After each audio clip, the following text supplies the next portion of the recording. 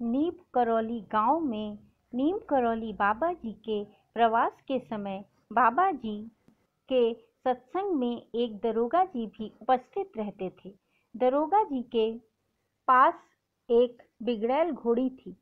जब वह घोड़ी कभी कभी बिगड़ जाती थी तो वह दरोगा जी को भी जमीन पर पटक देती थी और जो कोई भी सवार उस घोड़ी पर चढ़ने की कोशिश करता वह घोड़ी उन लोगों को भी पटक देती थी।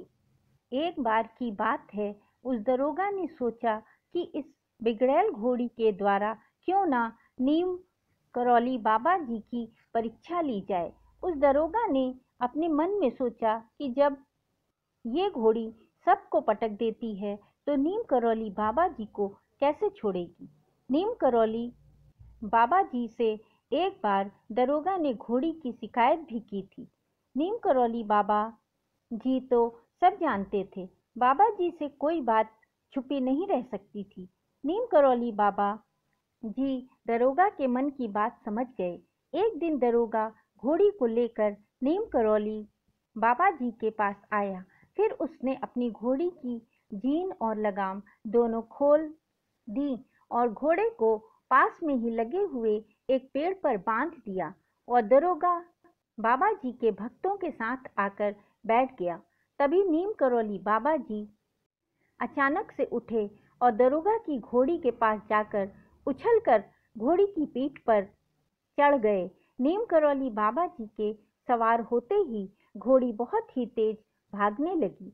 नीम करौली बाबा जी को अपनी पीठ से नीचे गिराने की कोशिश करने लगी। उस घोड़ी ने नीम करौली बाबा जी को गिराने की बहुत कोशिश की, परंतु घोड़ी बाबा जी को नहीं गिरा पाई।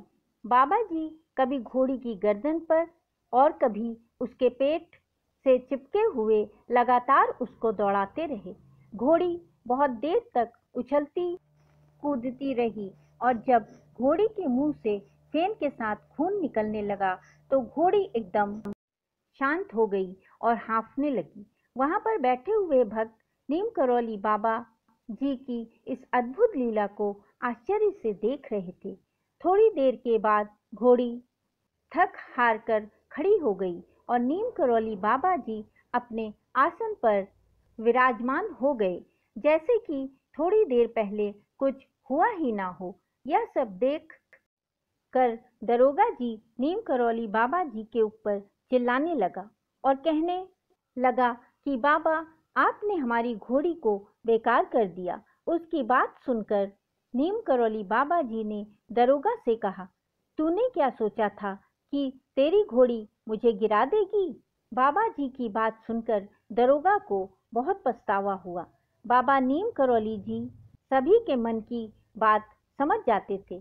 कब कौन क्या सोचता है बाबा जी को सब पता चल जाता था।